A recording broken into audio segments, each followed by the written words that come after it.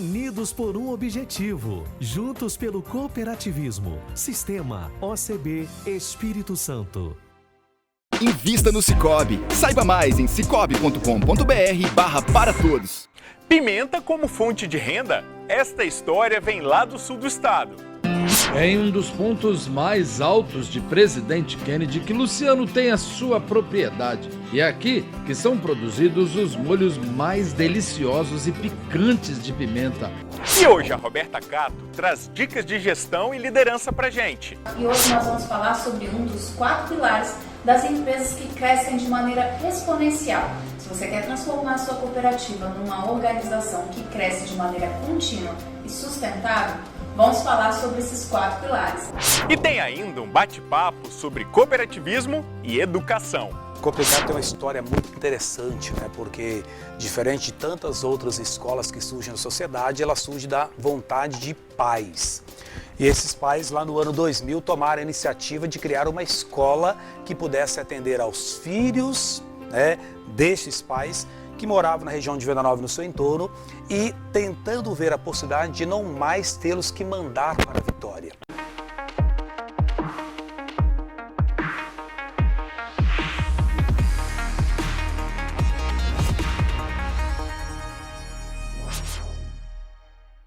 Com o tempo cada vez mais seco, produtores rurais adotam medidas para prevenir as queimadas, que no ano passado causaram muitos prejuízos nas fazendas. Vanderlei é produtor rural e trabalha há 38 anos com produções de soja, milho e feijão. Depois de tantos anos no campo, foi em 2018 que ele se viu diante de um dos maiores desafios de sua produção. Nós tivemos uma propriedade nossa ao qual pegou fogo após uma colheita de milho, pegou fogo numa palhada. E de lá para cá a gente tem observado, já foram implantadas 6 culturas lá, né, entre safra e safrinha. E estamos mais ou menos com a média de 6 a 8 sacos a menos em cada cultura. No primeiro ano ultrapassou os 10 sacos por hectare. Isso a gente tem um acompanhamento com mapas de colheita. Então todo ano você vê certa a divisa onde é que queimou a palhada e onde é que não queimou.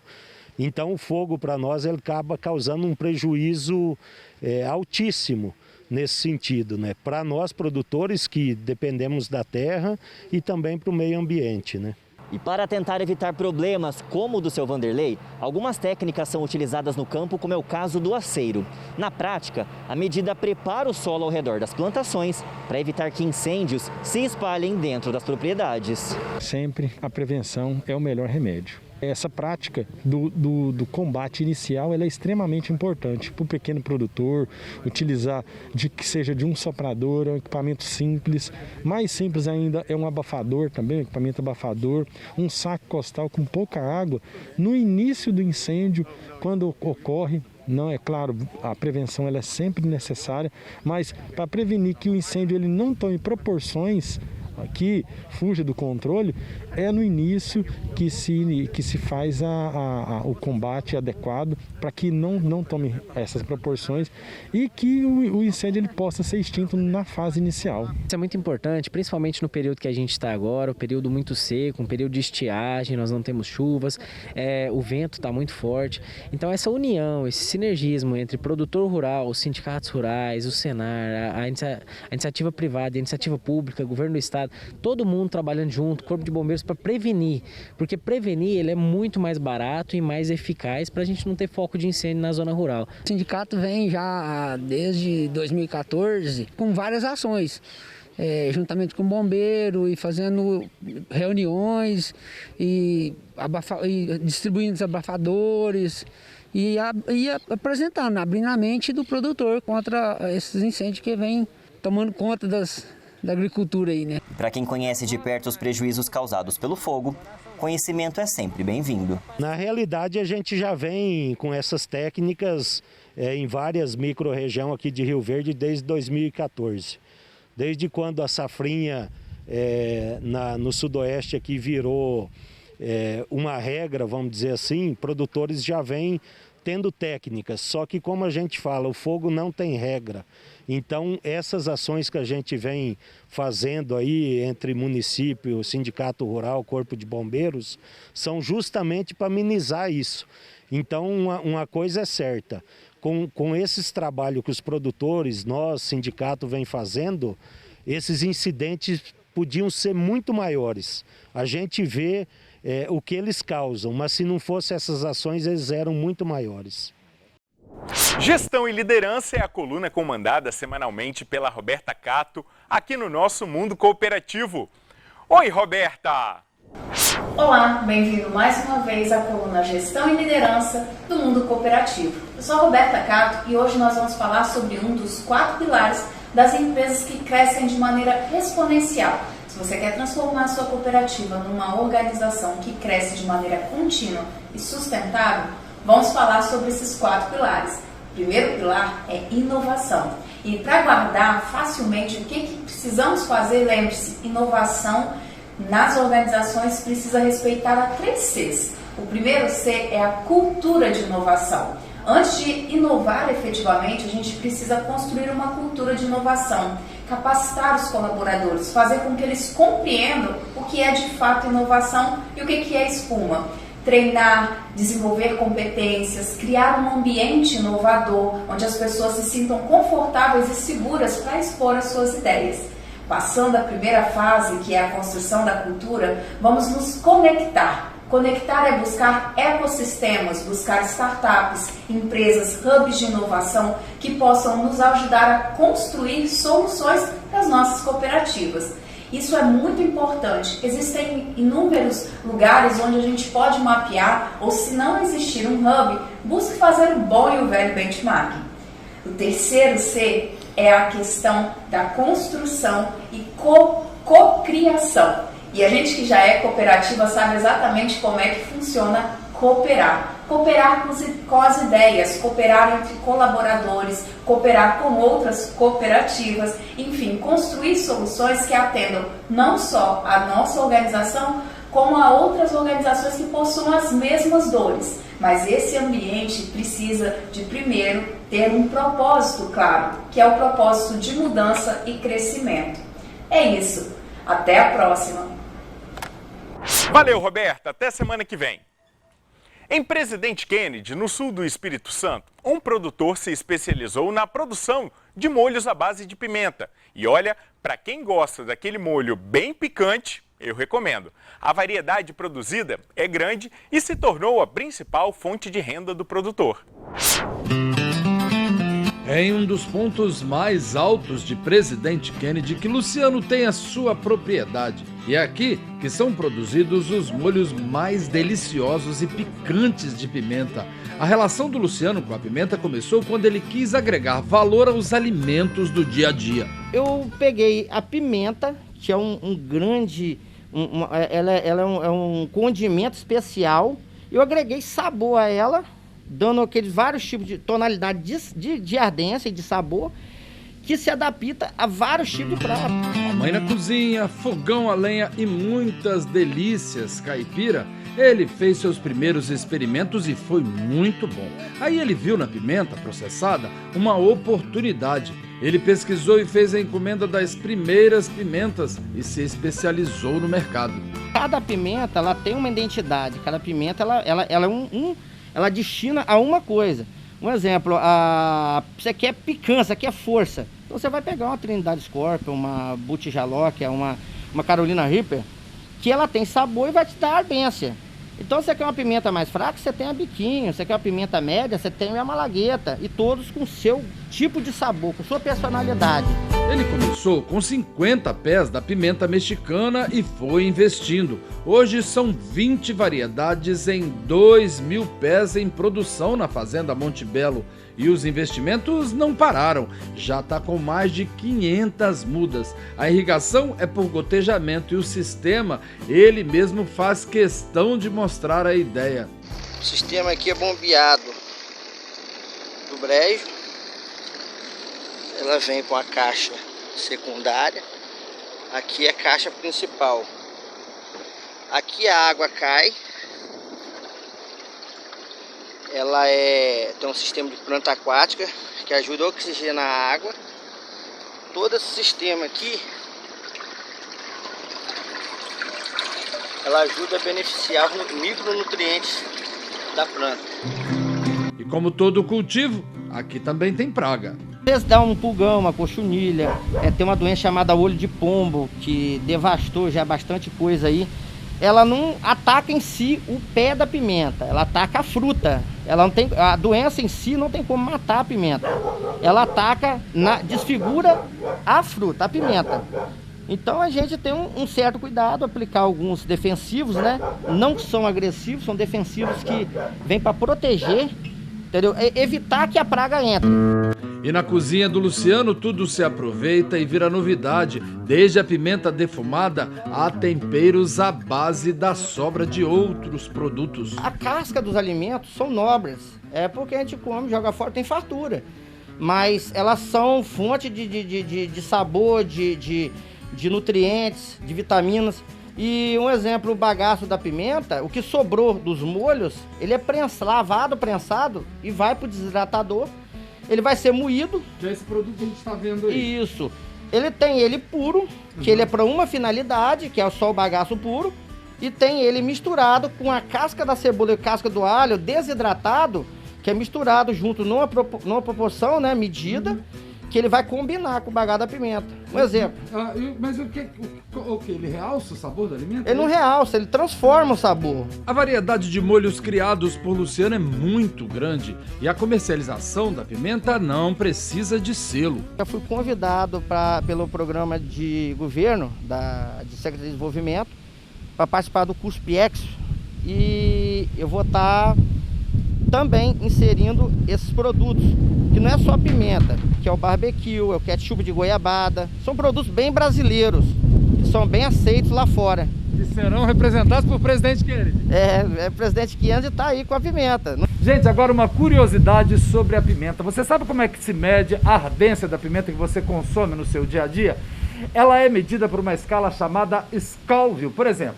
Essa aqui é a nossa tradicional pimenta malagueta. Essa aqui ela já está desidratada. Uma pimenta malagueta como essa aqui tem 50 mil unidades de calor. Agora, um dos produtos processados aqui pelo Luciano é esse aqui chamado de molho insano. Só nesse molho aqui, depois de processado, depois de pronto, ele tem mais de 6 milhões de unidades de calor. A gente já está com distanciamento, vou tirar a máscara aqui. É claro que eu quero experimentar para saber se essa pimenta realmente, se ela arde, né, gente? Vamos lá? Que eu estou curioso. Vamos dar uma prova aí?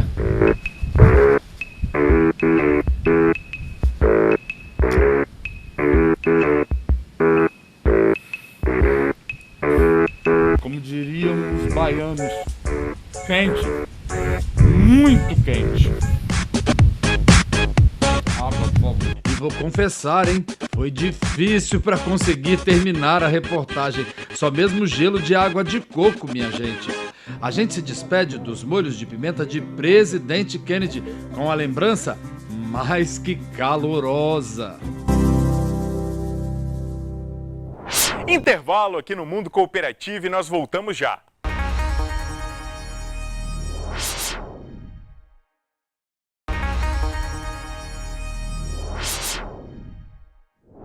Cooperativismo e educação. Uma coisa tem a ver com a outra. E é por isso que a gente vai contar a história de uma cooperativa educacional de Venda Nova do Imigrante, agora aqui no Mundo Cooperativo, que é a Coop Educar. E para falar um pouquinho sobre essa história, eu convidei o José Adelso Viçosa, ele que é diretor da Coop Educar. José Adelso, bem-vindo ao nosso programa. Bem-vindo, Bruno. Me conta, como surgiu a Coop Educar? A Coop Educar tem uma história muito interessante, né? Porque, diferente de tantas outras escolas que surgem na sociedade, ela surge da vontade de pais. E esses pais, lá no ano 2000, tomaram a iniciativa de criar uma escola que pudesse atender aos filhos, né, destes pais que moravam na região de Venda Nova e no seu entorno e tentando ver a possibilidade de não mais tê-los que mandar para Vitória, que era uma das grandes, né, demandas que nós tínhamos na época, né? Isso, os meninos terminavam o ensino fundamental e o que fazer, né? Vamos mandar para Vitória. Então, houve então esse projeto de se construir uma escola para tentar segurar esses meninos, esses alunos nossos em Venda Nova do Imigrante. E por que a escolha pelo cooperativismo, Adelso? que nós tivemos? Nós fomos correr isso por esse estado e ver, de fato, se o cooperativismo era ou não essa bagagem escolar possível. E era possível porque Venda Nova tem uma vocação cooperativista. Desde lá da década de 50 com o surgimento da primeira cooperativa nisso, de produtores, essa ideia sempre foi muito bem-vinda. E não havia na região nenhuma cooperativa de ensino. Então, tomou-se a iniciativa justamente de usar o modelo de cooperativismo de ensino. E isso tem muito da imigração italiana? Tem, isso. Da chegada dos nonos e das nonas, né, na região? É preciso lembrar que a ideia do cooperativismo é uma ideia que veio da Europa. Isso, a Itália tem isso, a França muito mais, né? E os italianos que por lá chegaram tinham essa ideia de cooperar para fazer com que as coisas andassem e melhorassem. E essa ideia está muito bem plantada em Venda Nova. São os dois caminhos, cooperativismo e voluntariado, que a gente conhece muito pelas festas realizadas em Venda Nova. Então essa ideia do cooperativismo está muito ligada à ideia do voluntariado, que é muito forte em Venda Nova. Para quem está em casa poder entender um pouquinho, queria que você explicasse para a gente, Adelson, a diferença de uma cooperativa educacional para uma escola particular.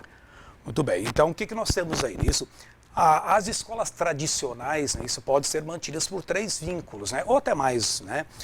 O primeiro vínculo geralmente municipal, depois o estadual e o federal, e hoje também com as escolas militares que não deixam de ser federais. No caso de uma cooperativa de ensino, quem manda na escola, quem é o dono da escola são os pais.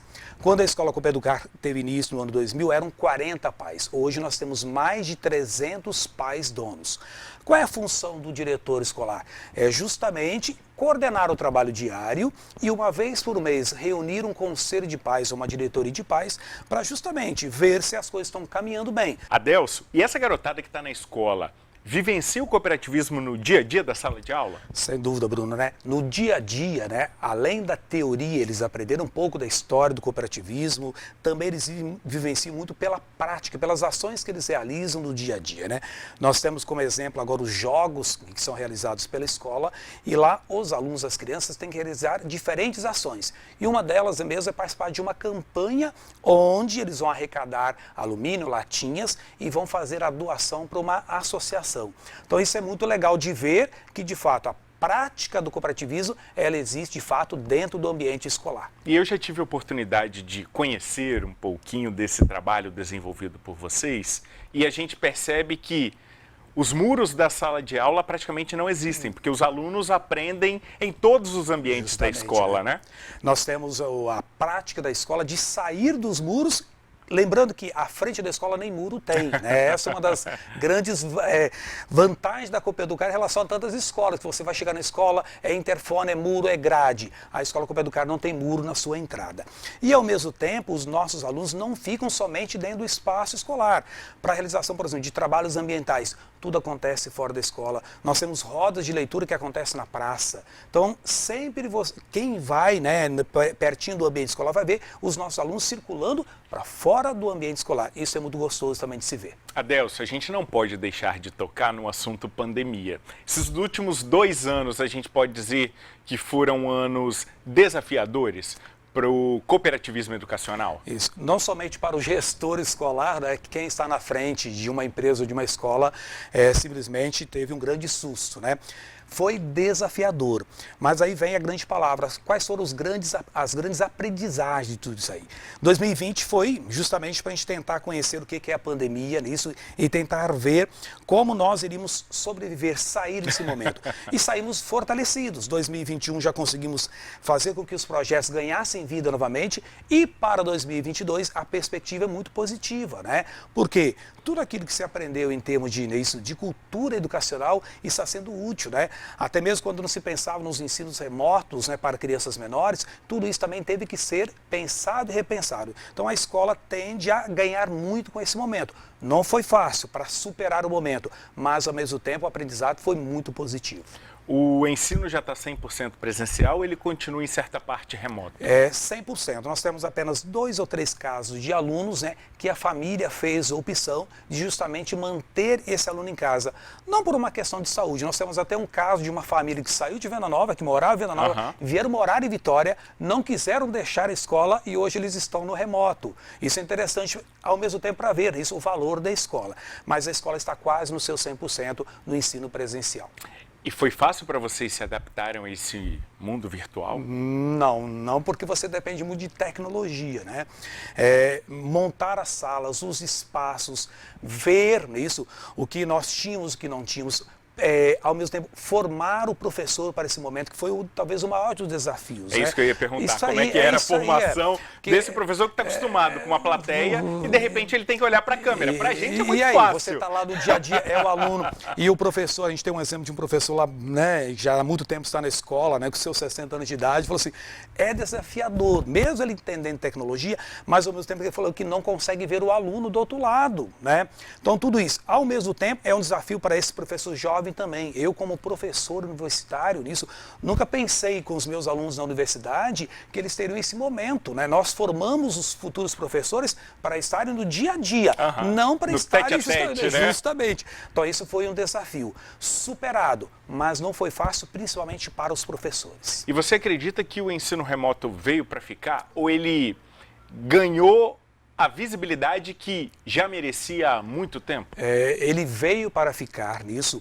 É preciso lembrar que o Brasil estava ainda engatinhando, né, no EAD. Nós sabemos muito bem nisso, né? Os modelos norte-americanos e europeus, eles funcionam muito bem no EAD. Isso. Onde está o nosso grande desafio? É que esse ensino EAD, ele não seja de fato nisso, lá na base, educação infantil, fundamental, não. Mas principalmente para o ensino médio e para o superior, ele funciona. Superior mais ainda, né? Isso aí é muito visível.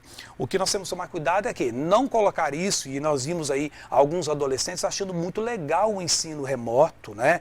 E não é o melhor para essa faixa etária. Porque precisa ter contato, eles precisam estar no dia a dia nisso. E nós sentimos por parte de muitos adolescentes que eles estavam vibrando por ficar em casa, adorando. E nós, enquanto escola, ao retornar esse ano para o presencial, simplesmente tivemos que trabalhar com esses adolescentes. E isso foi um momento. Vocês têm que voltar à realidade, o dia a dia com o professor. Isso é educação, né? Isso, alguns momentos podem acontecer, ok, mas no dia a dia não. E como vocês estão se preparando para 2022, Adelson? A perspectiva é otimista, né? Porque após ter vivenciado todo esse momento de pandemia, todos entenderam, não é isso? O que é de fato educação. E educação sem escola, sem estar presente, ele não existe. Então, desde agora a gente já está, enquanto cooperativista, estamos nos programando, né? É preciso lembrar que o modelo cooperativista ele também tem as suas reuniões entre pais, né? As assembleias. Nós temos agora em outubro a assembleia para justamente já determinar e traçar as metas para 2022 que são positivas. E a pergunta que eu faço para todo mundo ligado ao cooperativismo que vem aqui no nosso programa é: o que o cooperativismo ensinou pro Adelson ou o que o Adelson aprendeu com o cooperativismo? Eu não nasci numa escola cooperativista, né? Pela minha formação, eu já fui gestor de outras escolas. Mas nesses 13 anos dentro de uma cooperativa ensinou muito, que é pensar no outro. E é o que a gente trabalha enquanto cooperativa. O que eu posso fazer para tornar a vida do outro, da minha cidade, do mundo melhor? Isso é um pensamento cooperativista. Se essa ideia nisso se espalhasse pela sociedade, é bem provável que nós teríamos um mundo melhor. Então a cooperativa, quando a gente pega assim, cooperativas fortalecem para que o mundo esteja melhor. E é verdade, né? Os exemplos que nós temos, principalmente, né, daquilo que a Copeducar faz, é muito vibrante para todos que estão lá dentro. E nós percebemos que todos que estão lá dentro, como o Adelson, de fato já aprenderam a verdadeira ideia do cooperativismo, que é servir para melhorar a sociedade. Adelson, eu agradeço demais vocês terem vindo de Venda Nova do Imigrante para poder partilhar um pouco da história dessa maioridade da Copeducar conosco aqui no programa. Agradeço demais por terem vindo. Dê um abraço na garotada, com toda a segurança. A gente fala aqui de Covid, mas nós estamos respeitando o distanciamento. Só eu e o Adelson estamos sem máscara. Eu já estou vacinado. Eu também, com a minha segunda dose também. Já tomou a segunda dose. Aqui dentro, todos os microfones são higienizados com álcool, entre um entrevistado e outro. Então, não custa nada a gente relembrar todos esses cuidados para que a gente continue passando por essa pandemia de uma maneira mais leve. A gente sabe que tem muita gente que não respeita, mas a gente precisa fazer a nossa parte para garantir o futuro melhor para todos nós. José Adelson Viçosi, diretor da Copeducar, agradeço demais a sua participação aqui no nosso Mundo Cooperativo. Eu que agradeço, Bruno, né, a oportunidade de estar aqui falando um pouquinho sobre E volte mais. É bem provável, Volte né? mais. Quem sabe com outras ideias, não é isso? Muito obrigado, Bruno. Valeu, adeus. Muito obrigado. O Mundo Cooperativo de hoje fica por aqui. Para você rever o nosso programa, você já sabe, é só acessar o portal Sim Notícias em simnoticias.com.br. Você também pode apontar a câmera do seu celular para esse QR Code que aparece aí do lado. Ele vai te levar direto para a nossa galeria de vídeos. Quer saber o que acontece aqui nos bastidores? Então nos acompanhe nas redes sociais, no Instagram e também no TikTok, no @BPFaustino. Muito obrigado pela sua companhia e até o nosso próximo encontro. Até lá! Tchau!